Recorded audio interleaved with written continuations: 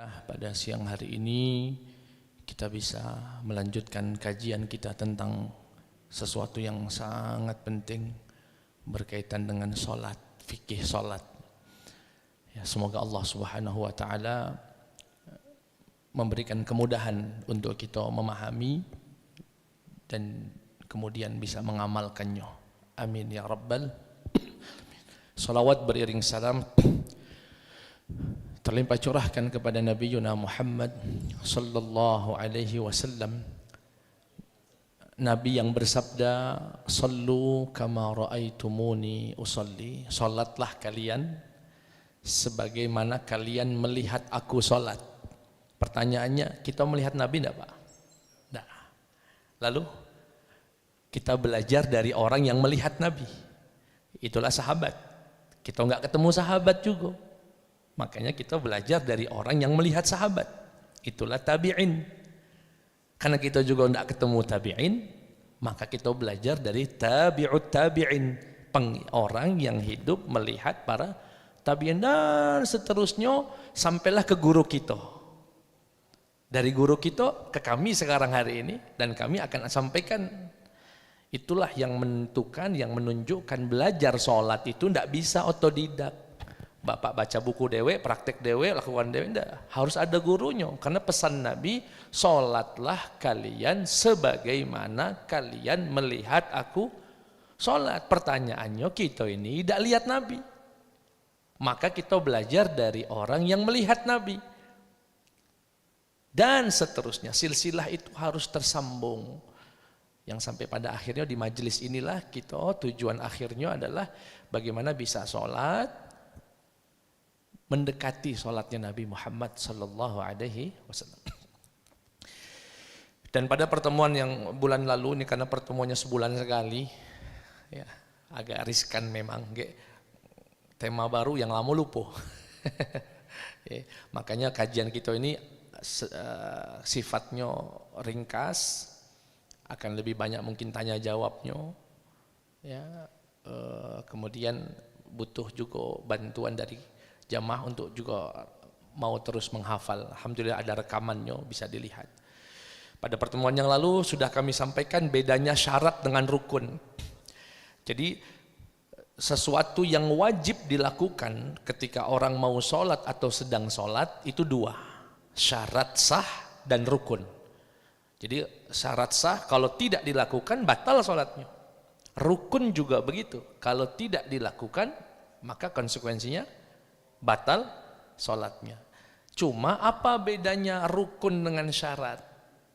Ini perlu dicatat. Apa bedanya rukun dengan syarat? Kalau syarat itu berada di luar ibadah. Kalau rukun berada di dalam ibadah. Maksudnya Ustaz, orang kalau sholat wajib wudu nggak Pak? Wajib, harus terbebas dari hadas.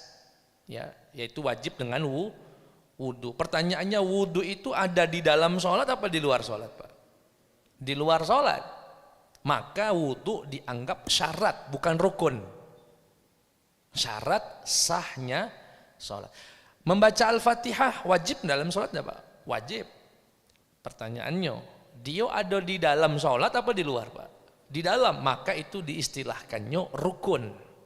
Kira-kira bisa dipahami Pak ya, bedanya syarat dengan rukun. Dua-duanya sama, wajib dilakukan, dan kalau ditinggalkan membatalkan sholat. Hanya saja syarat berada di luar, sedangkan rukun berada di dalam. Nah, kita sekarang pelajari yang syaratnya dulu nih, yang di luar dulu nih. Apa saja hal-hal yang mesti dilakukan orang yang mau sholat agar sholatnya sah? Apa saja syarat-syaratnya? Yang pertama, at-taharah, suci. Kesucian, taharah merupakan syarat. Suci dari apa Ustaz? Dari dua, hadas dan najis. Hadas dan najis. Hadas itu ya, mohon maaf, buang angin, bersentuhan dengan betino, megang kemaluan, itu hadas. Kalau najis yang berbentuk kotoran, darah, bangkai, itu namanya najis. Kalau hadas, dia tidak ada bentuknya, tapi menghalangi sahnya sholat. Baik, ini yang dimaksud dengan suci. Nah, apa saja yang harus suci Ustaz dalam sholat itu? Yang pertama, taharatul jismi, badan. Badan ini harus terbebas dari hadas, jismi, dari hadas. Taharatul jismi minal hadas. Yang pertama, badan harus bersih dari hadas, baik hadas kecil ataupun hadas besar. Kalau hadas kecil cukup dengan wudu saja. Wudu, hadas kecil terangkat. Li raf'il hadasil asghar. Kalau hadas besar atau bahasa kitanya junub, janabah, maka cara menghilangkannya tidak cukup wudu. Harus dengan mandi wajib. Yang berikutnya, bersih badan dari najis. Tadi bersih badan dari hadas. Sekarang bersih badan dari najis. Maksudnya bersih badan ya badannya ndak kate. Mohon maaf kalau dia dari kencing cebok. Kalau dia dari BAB ya dibersihkan, istinja. Kalau betino keluar darah, bersihkan. Kalau madhi, tahu madhi Pak ya? Madhi itu bisa dikatakan mukaddimahnya sperma lah. So, ya, kadang-kadang orang syahwatnya sedang meningkat, lihat betino di jalan, keluar mazinya. Nah, apa hukumnya? Tidak wajib, dia hadas kecil saja. Maka caranya cuci kemaluannya, wudu. Jadi harus bersih dari, atau darah, mungkin mimisan, mungkin lukanya berdarah ngalir, ada darahnya di badannya, itu semua dibersihkan dulu. Jadi bersih badan dari hadas dengan wudu dan mandi wajib, dan bersih badan dari najis. Kalau najisnya besar, baru megang anjing misalnya, ya cuci 7 kali dengan salah satunya dengan tanah. Kemudian bersih pakaian dari najis. Nah, jadi nggak hanya badan, pakaiannya pun dipastikan tidak ada najisnya. Kadang-kadang terjadi begini Pak, sholat bajunya sudah bersih, sudah dia periksa aman, di tengah jalan tertimpa apa dia tuh bangkai atau najis yang jatuh, entah itu kotoran, burung, bangkai. Apakah lagi sholat nih? Bagaimana Ustaz? Dilihat, kalau najisnya tadi kering, plek misalkan jatuh di sini, tapi dia nempel, ya kering tapi ya itu cukup digoyangkan baik jatuh cukup. Tapi kalau dia sampai ngebekas, maka batal. Batal apanya Pak? Sholatnya. Kalau wudunya tidak batal. Ya, kalau wudunya cukup diganti. Ya, kalau dia enak di sini jatuhnya kotornya tinggal lepas ke bawah, sholat lanjut sah. Ya, itu kalau najis di pakaian.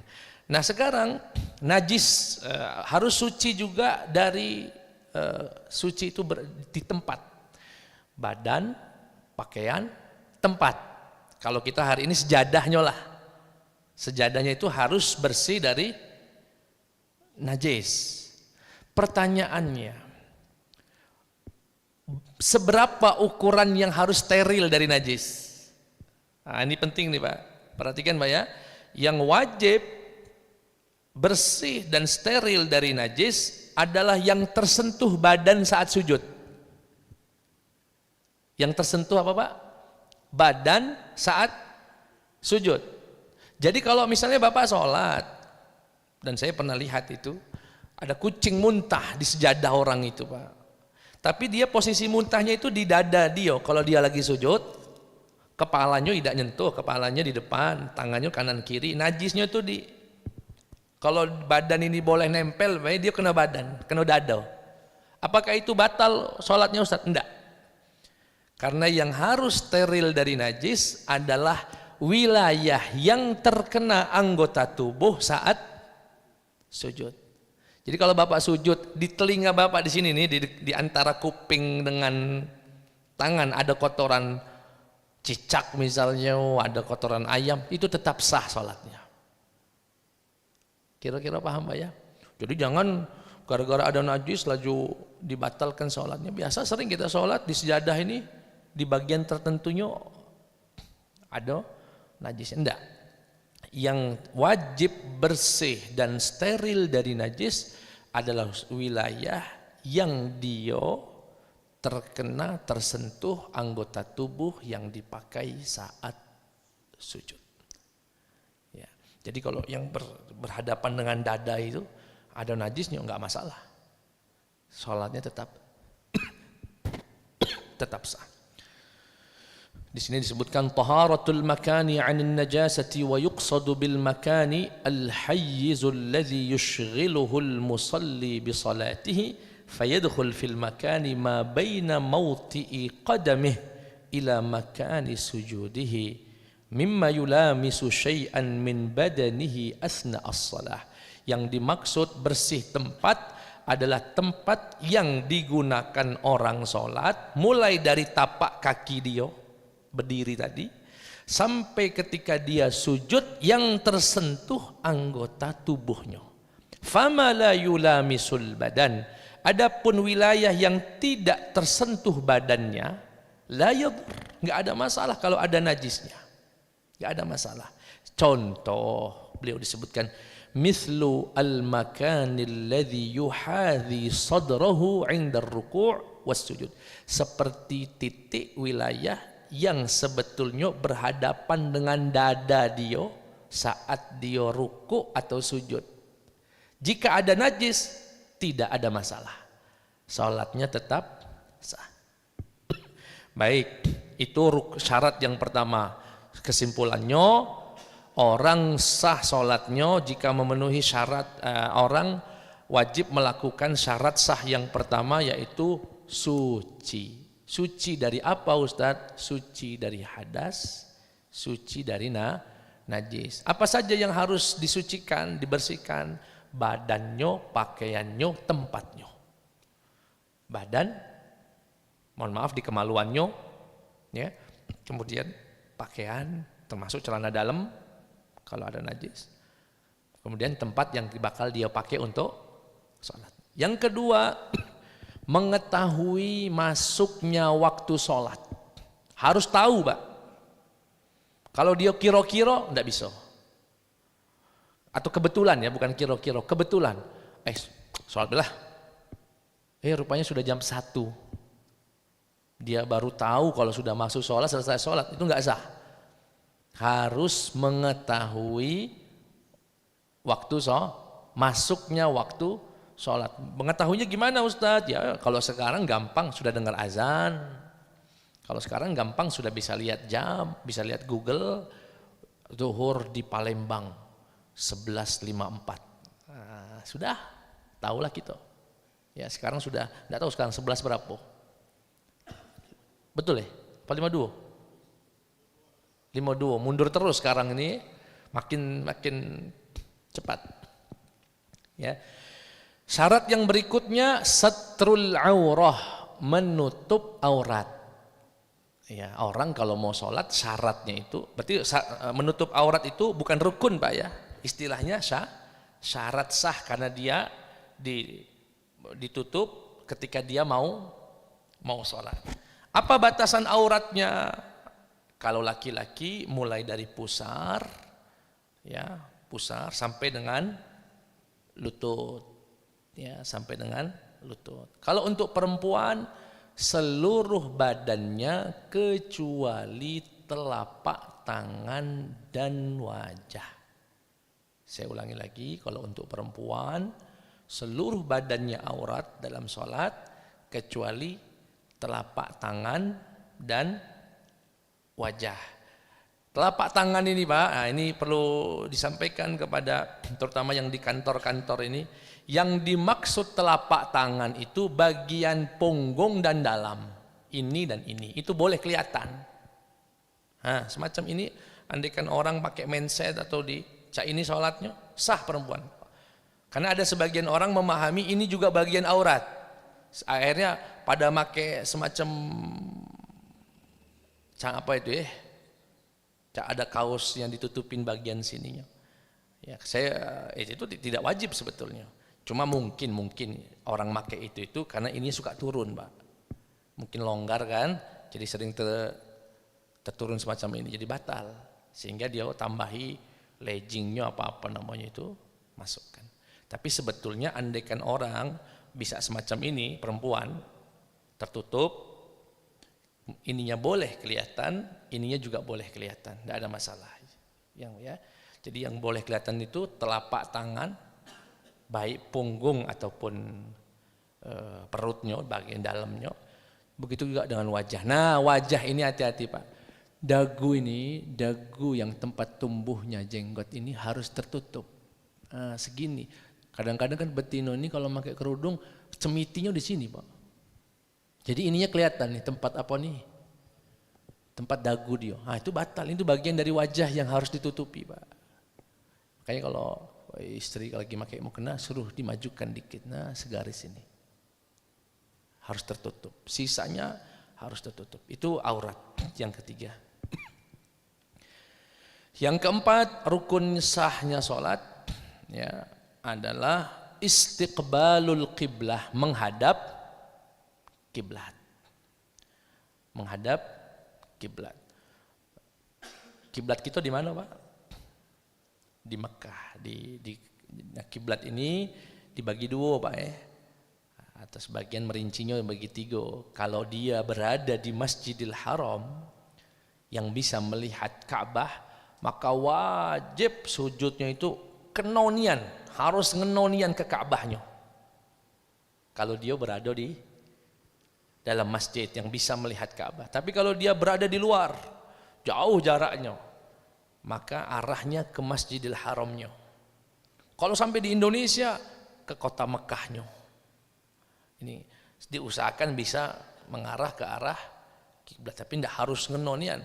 Minimal kalau sekarang sudah ada teknologi Kalau dulu cak mano kira-kira tahun 200 tahun lalu yang tidak ada alat teknologi, dikira-kira lah ini Mekah cak di sini arahnya. Tidak harus ngenonian dengan Ka'bahnya. Tapi kalau dia berada di dalam Ka'bah, di dalam Masjidil Haram yang bisa melihat Ka'bah, maka harus terarah dengan Ka'bahnya. Dan sedikit cerita tentang Ka'bah ini atau tentang kiblat. Umat Islam itu sempat sholat kiblatnya ke Masjidil Aqsa. Berapa lama, Pak? Kurang lebih 17 bulan. 1,5 tahun umat Islam di zaman Nabi itu pernah sholat menghadap Masjidil Aqsa. Sampai kemudian turun firman Allah, qad nara taqalluba wajhika fis sama' falanuwalliyannaka qiblatan tardaha. Biasanya ada di masjid-masjid tentang perintah perpindahan kiblat dari Masjidil Aqsa ke Masjidil Haram, ke Ka'bah.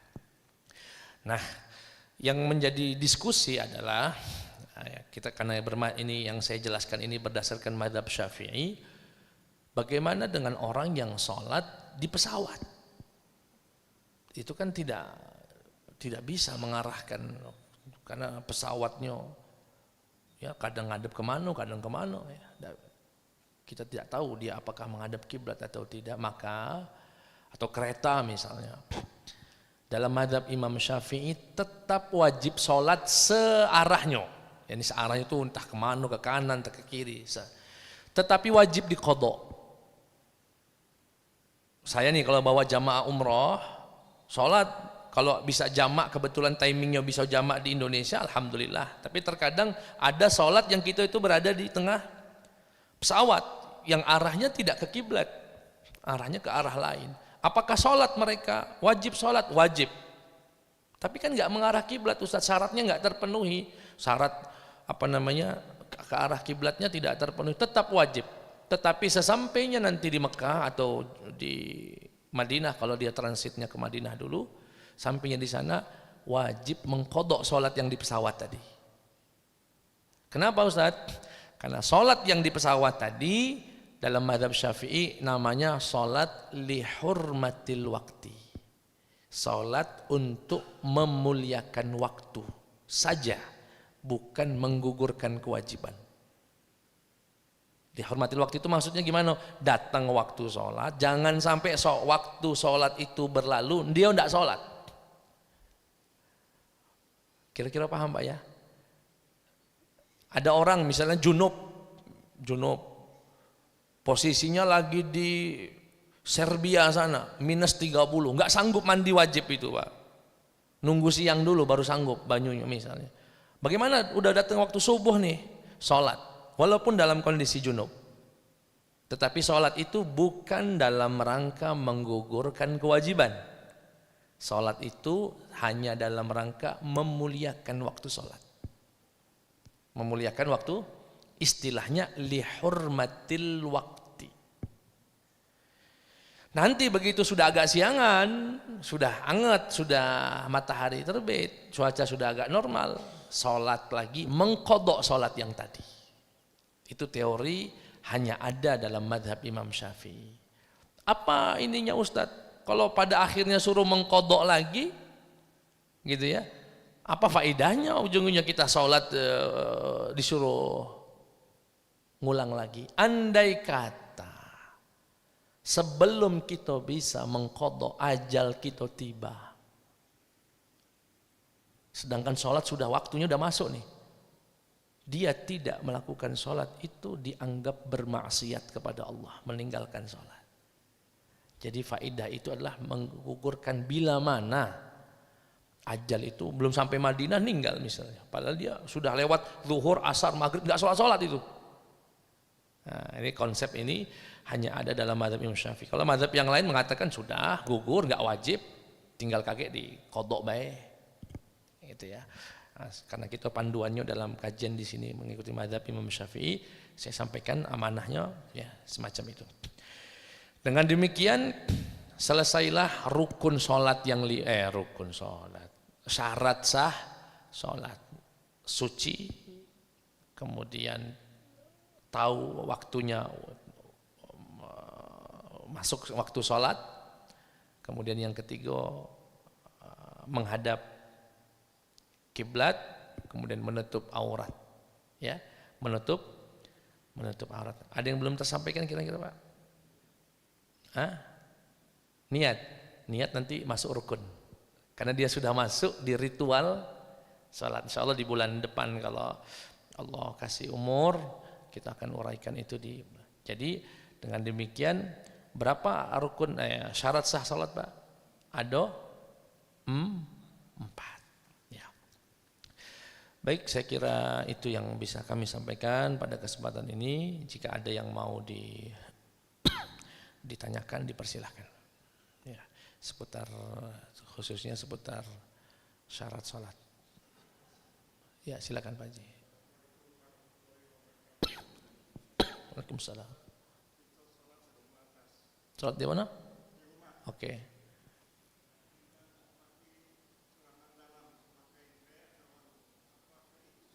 Ya. Sholat pakai sarung, sewet, tapi ngeplong. Biasanya santri mah itu Pak dulu Pak, caro gitu, celana dalam terbatas tadi terjemur galau misalnya. Perhatikan Pak ya. Jadi yang dimaksud menutup aurat, ini kan berkaitannya dengan terlihatnya aurat gitu ya. Itu terlihat, perhatikan Pak, dari sudut pandang berhadapan begini. Bukan nengok dari bawah atau jingok dari atas. Kalau jingok dari atas dado kita itu buka. Celana ini saja kalau dilihat orang dari bawah juga akan kelihatan sebagian aurat kita. Jadi yang dimaksud yang nggak boleh kelihatan auratnya itu kalau orang lihat lurus begini Pak. Itu tidak tampak. Jadi mohon maaf kalau dia pakai sarung, meski tidak pakai celana dalam gitu ya, kan orang tidak tahu itu Pak ya, tetap tertutup, kecuali dia nengok dari bawah nih ancak ini ya, dan itu tidak wajib. Jadi sah sholat tidak pakai celana dalam ya. Yang penting saat dia sholat itu tidak terlihat auratnya ya. Wallahu ta'ala a'lam.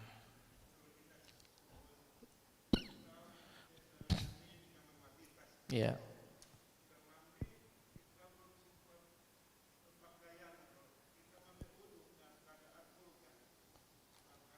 Telanjang. Sah. Oke. Baik Pak. Dalam beribadah itu ada dua dimensi yang perlu diperhatikan. Yang pertama dimensi keabsahan. Sah atau tidak sah. Ini ilmunya ilmu fikih. Ini yang saya kaji ini namanya ilmu fikih. Tetapi nanti ada dimensi yang lebih tinggi lagi Pak. Walaupun nggak wajib. Namanya dimensi etika. Pantas atau tidak pantas. Wudu dalam kondisi telanjang bulat sah nggak Ustadz? Dari kacamata fikih sah. Asalkan rukunnya terpenuhi, galu-galu anggota tubuh yang diwajibkan itu dipenuhi, sah. Tapi kalau Bapak nanya pantas nggak Ustadz? Ya nggak pantas. Gitu Pak ya. Orang sholat nih Pak, sholat. Cuma pakai sarung nutup auratnya bagian pusar, sama bagian lututnya tertutup. Tapi ini buka dada. Sah enggak Pak? Sah. Dari kacamata fikih ya, kacamata fikihnya sah. Tapi kalau naik dari kacamata tasawufnya, etikanya, akhlaknya, tidak pantas lah sholat. Walaupun dia sah, tapi tidak. Artinya gimana Ustadz? Diusahakan kalau lagi mandi, kemudian mohon maaf mungkin dalam posisi tidak berbusana, ketika wudhu ya handuknya dipakai dulu. Walaupun tidak ada yang melihat, tapi Allah maha melihat ya, tidak pantas. Kalau dilihat dari sisi kepantasan itu tidak pantas ya, tapi sah, tetap sah, menggugurkan kewajiban. Oke. Ibu-ibu kata yang bertanya, ada ibu udah ya? Kata. Oke. Ya, Pak Haji silakan. Waalaikumsalam warahmatullahi.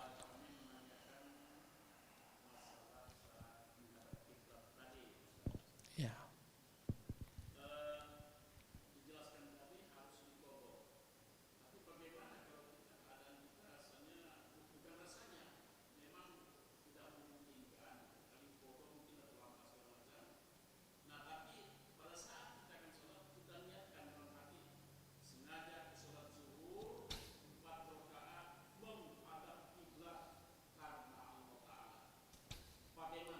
Iya.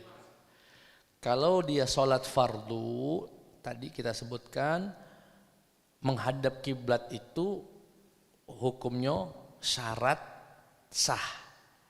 Meski dia niatnya mustaqbilal qiblati, tapi tubuhnya tidak mustaqbilal qiblati, berarti tidak ada kesesuaian antara niat dengan perbuatan. Ini saya menjawab dari kacamata mazhab Imam Syafi'i Pak ya. Maka dalam mazhab Imam Syafi'i tetap wajib sholat, begitu, tetap wajib sholat, tapi sholat itu dilakukan dalam rangka hurmah. Hurmah itu memuliakan, al-waqt, yakni waktu, li hurmati al-waqti. Dari sisi pengguguran kewajiban, gugur gak Ustaz? Gak gugur, melainkan nanti di qadha. Kapan qadhanya? Ya kapan dia mulai bisa normal lagi, bisa menghadap kiblat nian, saat itulah mengqadha. Sebetulnya itu yang mazhab Syafi'i agak terasa berat Pak karena sudah sholat di pesawat, kaget nyampe di lokasi berat lagi ya, sholat lagi kan itu.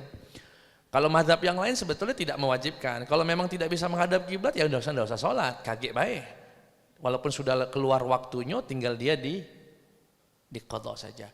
Tetapi ini karakternya mazhab Imam Syafi'i ini Pak, ini karakter beliau. Beliau itu kalau masalah ibadah lebih memilih hati-hati.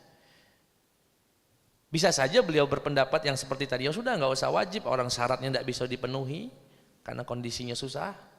Tapi beliau ini hati-hati Pak, kalau ninggal kaget sebelum di qadha lah ninggal. Mak mano sholat sudah datang waktunya, dia lewatkan. Iya kalau siko. Nah kalau di pesawat itu mulai dari asar, maghrib, isya, 3 sholat dia tinggalkan begitu saja. Nah itu bentuk kehati-hatian beliau. Dan itu kan pilihan orang Pak ya. Beliau lebih, kalau nak melo aku lah kasarnya mah itu, kalau nak melo aku ini wongnya hati-hati. Jadi sholat baik di waktunya meski tidak menghadap kiblat, tidak apa-apa sholat baik. Tapi aku nih khawatir, meski kamu sudah sholat, kaki tidak sah, namanya tidak menghadap. Makanya aku anjurkan qadha lagi, biar aman. Kaki di akhirat, andai kata di persidangan Allah nanti di padang mahsyar misalnya, rupanya yang benar itu yang tidak perlu mengqadha misalnya. Ya sudah, yang kita lakukan nggak ada masalah juga kita kan. Rupanya yang benar yang Imam Syafi'i, yang wajib sholat pada waktunya dan wajib diqadha. Nah, yang belum sempat tadi, kalau gitu aman. Apapun kemungkinan nanti yang diungkapkan Allah di hari akhirat nanti, punya Imam Syafi'i ini aman gak loh Pak? Siapapun yang benar. Nah ini karakter beliau dalam ibadah itu memang hati-hati betul, sangat hati-hati. Ya, makanya agak-agak berat tuh, apalagi untuk wong-wong kita cairnya, datanglah ini lah itu ya. Tapi sekali lagi karena amanah kami menyampaikannya berdasarkan madhab Imam Syafi'i, kami sampaikan. Kaget pada akhirnya Bapak Ibu punya pilihan yang lain ya sudah, itu masing-masing. Itu ya. Wallahu taala a'lam. Ya silakan.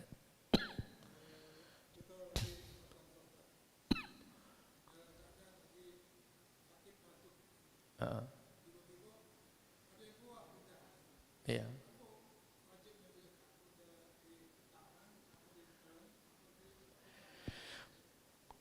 Yo, kalau bisa di apa namanya ada tisu atau ada apa, tidak apa-apa, disimpan. Itu tidak masalah. Tapi kalau masih bisa ditahan, ditahan. Itu udah tak tahan lagi Ustaz. Ya, sebetulnya agak sulit memang prakteknya. Bisa dibuangkan ke yang tidak ada orang sholatnya. Tapi jangan diarah ke kiblat. Buangnya apa di bawah dionian misalnya ya saya belum pernah praktek tapi biasanya apa ada tisu, ada sapu tangan, boleh ya, syukur-syukur galak ditelan dewe. Ya itu berkaitan dengan dahak ya, kata Nabi Muhammad la tabsuq, ya, jangan kamu meludah atau membuang dahak di arah kiblat ya, karena kita sedang menghadap Allah Subhanahu wa taala. Baik. Ya, silakan Kak.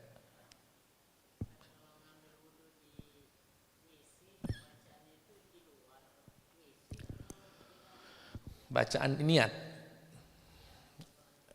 Pertama kalau niat kan tidak wajib dilafalkan, boleh dalam hati. Bukan boleh, memang dalam hati niat. Nawaitu wudu'a li raf'il hadasil asghar, itu di dalam hatinya.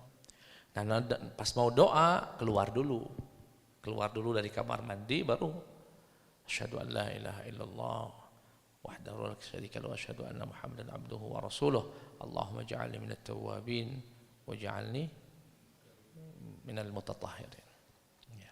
Jadi di luar kayak, karena dilarang menyebut nama Allah berzikir di kamar mandi, metu dulu enggak apa-apa. Walaupun berjeda misalnya antara selesai wudu sampai dia keluar, bacanya di luar kamar mandi. Berwudu dalam WC ya, ini kalau untuk pegangan pribadi seperti saya atau itu bagusnya tidak, tetapi diperbolehkan. Ya, nggak apa-apa. Wudu misalkan disitulah tempat WC-nya. Yang penting kita ya melakukan usaha sedikit lah untuk misalnya pas wudu kamar mandinya ada WC-nya barengan gitu ya. Ambil dulu gayung, bersihkan dulu kironya sudah bersih, wudulah di atas itu, tidak ada masalah. Ya. Dan ini difatwakan oleh pengarang kitab Taqrirat, itu diperbolehkan. Walaupun kalau dulu ulama-ulama klasik itu agak lebih ketat, Bang. Dulu super ketat, jadi agak berat. Ya. Sekarang ini eranya WC gabung sama kamar mandi tadi. Ya, untuk kita ini nggak apa-apa, ngembek yang ringan tadi. Ya, tapi kalau bisa keluar, makanya nanti kalau punya rumah, usahakan tempat wudhunya terpisah dari WC-nya. Walaupun dia dalam satu ruangan misalnya, upayakan apa dinaikkan sedikit tempat wudhunya, keramiknya, jadi keratnya di situlah. Tapi kalau KPR yang kujingo tidak juga. Ya sudah bergabung dengan WC-nya. Cukup kurang lebih Pak? Ya silakan. Ayo.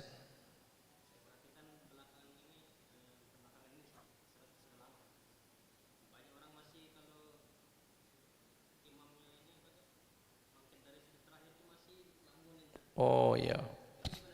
Ya. Begini Pak lagi Ustadz. Pak Afif dan yang lain ya maksudnya. Banyak tuh Pak ya, imamnya sudah Allahu Akbar, tahiyatul mubarakat. Udah tahiyat akhir nih.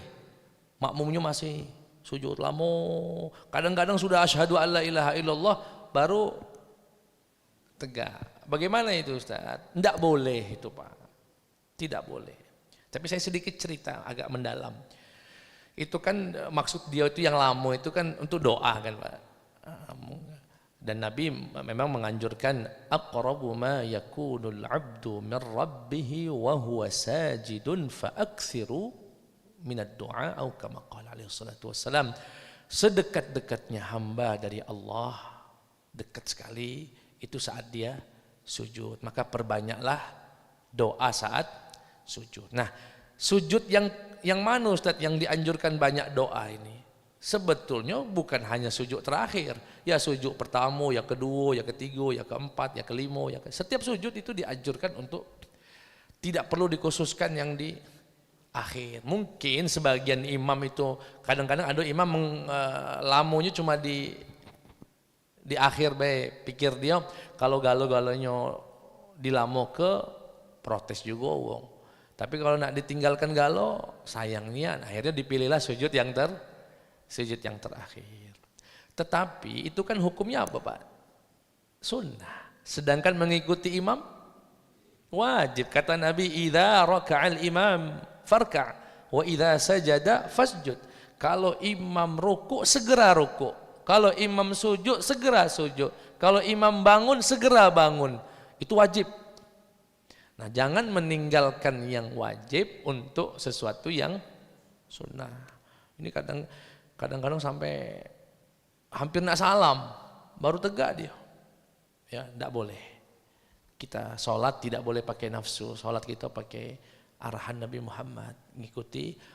Dan Nabi yang bersabda, innama ju'ilal imamu liyutamma bihi. Sesungguhnya dia dijadikan imam itu untuk diikuti, bukan untuk diselisihi.